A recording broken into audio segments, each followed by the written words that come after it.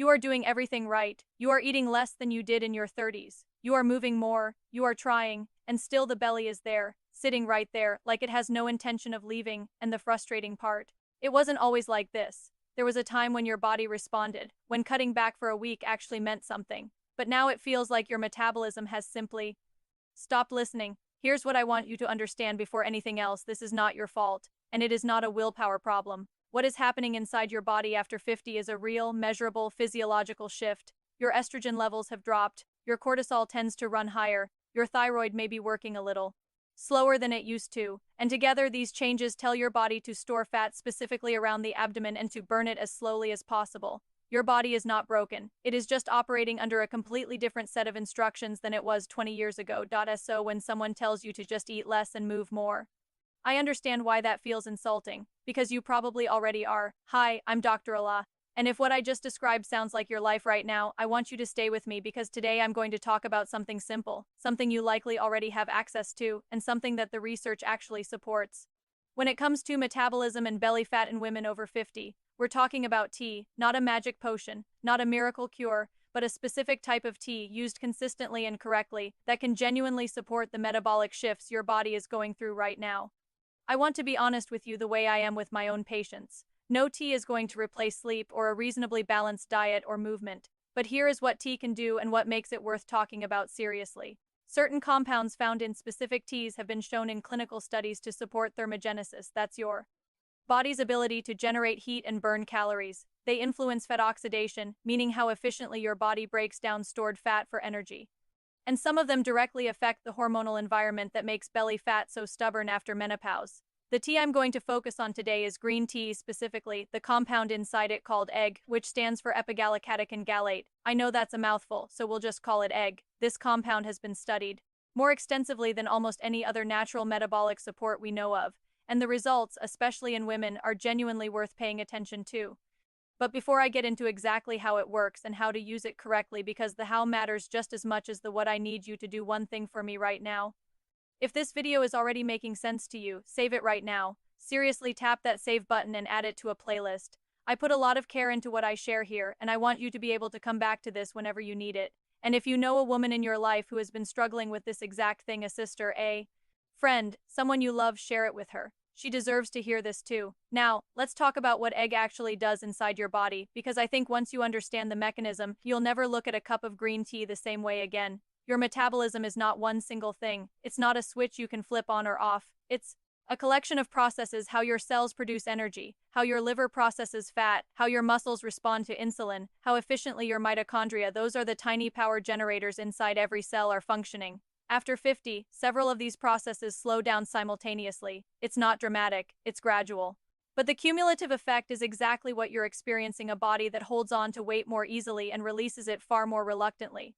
What egg does is interact with several of these processes at once. First, it inhibits an enzyme called COMT catechol-O-methyltransferase. That enzyme is responsible for breaking down norepinephrine, which is a hormone that signals your fat cells to release stored fat. When egg slows down COMT, norepinephrine stays active longer. Your fat cells get a longer, stronger signal to let go of stored fat.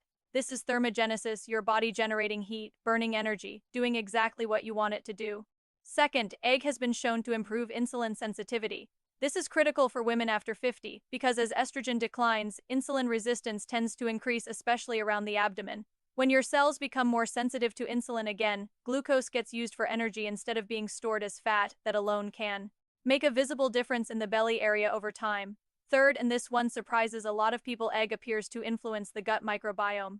Your gut bacteria play a significant role in how your body processes calories, how much inflammation you carry, and how efficiently fat metabolism works. Studies have shown that the polyphenols in green tea act as a prebiotic, feeding the beneficial bacteria in your gut and helping shift the balance toward a microbiome that supports healthy weight. Now, I want to be clear about something. The studies on green tea and metabolism are real and they are credible, but the effects are modest on their own. We are not talking about dramatic overnight results. What we are talking about is a meaningful, consistent, compounding support system for a body that is working hard under very real hormonal pressure. Think of it less like a treatment and more like a daily ally. The women in clinical trials who saw the most benefit were drinking green tea consistently, not occasionally, not one cup on a Monday when they remembered every single day, and there are specific ways to prepare it and specific times to drink it that make a real difference in how much of that egg your body actually absorbs. That's exactly what I'm going to walk you through next. Green tea is not complicated to prepare, but most people are making at least one mistake that cuts the benefits significantly, and it's an easy fix once you know about it. The biggest mistake is using water that is too hot. I know that sounds minor, but it genuinely matters. Boiling water at a full 100 degrees Celsius or 212 degrees Fahrenheit damages the egg molecule. It breaks down the very compound you are trying to get into your body. The ideal water temperature for green tea is between 70 and 80 degrees Celsius, which is about 162 to 175 degrees Fahrenheit. If you don't have a temperature-controlled kettle, simply boil your water and then let it sit for 3 to 4 minutes before pouring it over your tea. That small step protects the integrity of the egg and makes every cup significantly more effective. The second mistake is steeping for too long. More time does not mean more benefits. In fact, steeping green tea for longer than 3 minutes starts releasing more tannins, which are bitter compounds that can interfere with iron absorption and cause stomach discomfort in some women. 2 to 3 minutes is the sweet spot. Set a timer if you need to. It makes a difference. Third, and this is important, do not add milk to your green tea. I know this is common in some cultures and habits, but the proteins in milk bind to the polyphenols in green tea and block their absorption. If you want to add something, a small squeeze of lemon is actually beneficial. Vitamin C helps your body absorb the catechins more efficiently. A little lemon is a genuinely good addition. Now, when should you drink it? Timing matters more than most people realize. The most effective time to drink green tea for metabolic support is in the morning, about 30 minutes after eating breakfast. Drinking it on a completely empty stomach can cause nausea in some women, particularly those with any sensitivity to caffeine or those with a history of acid reflux. After a light meal is ideal. Your second cup, if you choose to have one, is best consumed in the early afternoon before 2 or 3 o'clock because the natural caffeine content in green tea, while lower than coffee, can still affect sleep quality if consumed too late in the day. How many cups? The research that shows meaningful metabolic benefit generally points to 2 to 3 cups per day, not 10, not 1 occasionally, 2 to 3 prepared correctly every day. Consistency over intensity, that is the principle that applies here just as much as it does anywhere else in medicine. One more thing before we move on. If you are currently taking any blood thinners, or if you have a known thyroid condition, please speak with your own doctor before significantly increasing your green tea intake. Egg can interact with certain medications, and at very high doses we are talking about concentrated supplements, not regular tea. It can place stress on the liver. As tea consumed at 2 to 3 cups a day, it is safe for the vast majority of healthy adults. But I always want you to make informed choices, and that means knowing the full picture.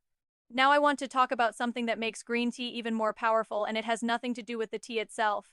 It has to do with what you pair it with. Green tea does not work in isolation. Nothing in the body does. What I've seen work consistently in women over 50, not just in studies, but in real clinical practice, is combining the metabolic support of green tea with 2 or 3 other targeted habits that address the specific hormonal environment of this stage of life. The first is protein at breakfast. This is non-negotiable if belly fat is your concern. After 50, your body becomes less efficient at using dietary protein, a phenomenon called anabolic resistance. You need more protein than you did at 35 just to maintain muscle mass. And muscle mass is directly tied to your resting metabolic rate, how many calories your body burns while you are simply sitting still.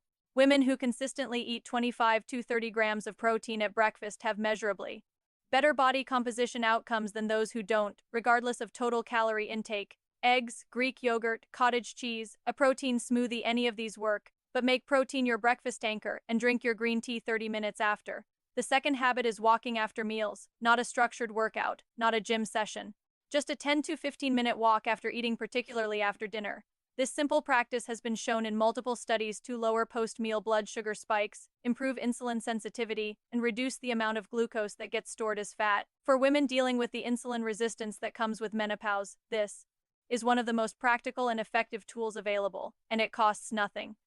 The third habit is managing your cortisol, your stress hormone. I bring this up because it is chronically underaddressed in conversations about belly fat after 50. Cortisol directly drives abdominal fat storage. It tells your body to hold on to fat around the organ's visceral fat as an emergency energy reserve. And for many women in this stage of life, cortisol is running high not because of dramatic stress, but because of accumulated, quiet, low-grade stress, poor sleep, overcommitment, never fully resting. The body keeps the score. Green tea actually contains an amino acid called L-theanine that works synergistically with its caffeine to promote calm, focused energy without the cortisol spike that coffee can sometimes trigger. That is another reason green tea is particularly well suited to this stage of life.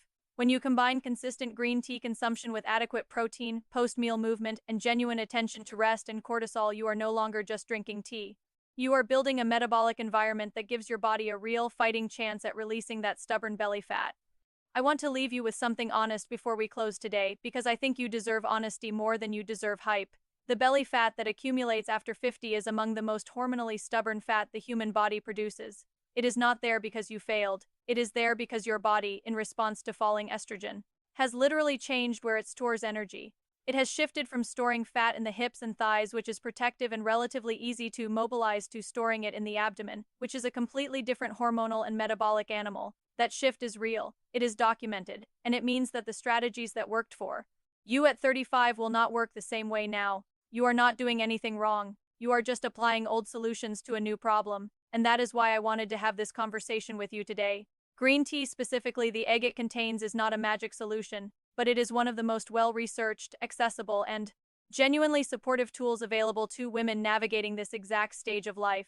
It supports thermogenesis. It improves insulin sensitivity. It nurtures your gut microbiome. It delivers calm, clean energy through L-theanine without spiking your cortisol. And when it is used correctly, 2 to 3 cups a day, prepared at the right temperature, timed well, and paired with the right daily habits, it becomes a meaningful part of a real metabolic strategy. You do not need to overhaul your entire life. You do not need an extreme diet or a 2-hour gym routine. You need targeted, consistent, evidence-based habits that match where your body actually is right now. Start with the tea, add the protein breakfast, take the walk after dinner, protect your sleep like it is medicine because it is, and give your body the time and the consistency it needs to respond. I have seen women make these changes and feel genuinely different within 4 to 6 weeks. Not transformed overnight, but different, more energy in the morning, less bloating, clothes fitting a little differently. That steady, quiet shift that tells you something is actually working. That is what I want for you. I'm Dr. Ayla. Take care of yourself, and I'll see you in the next one.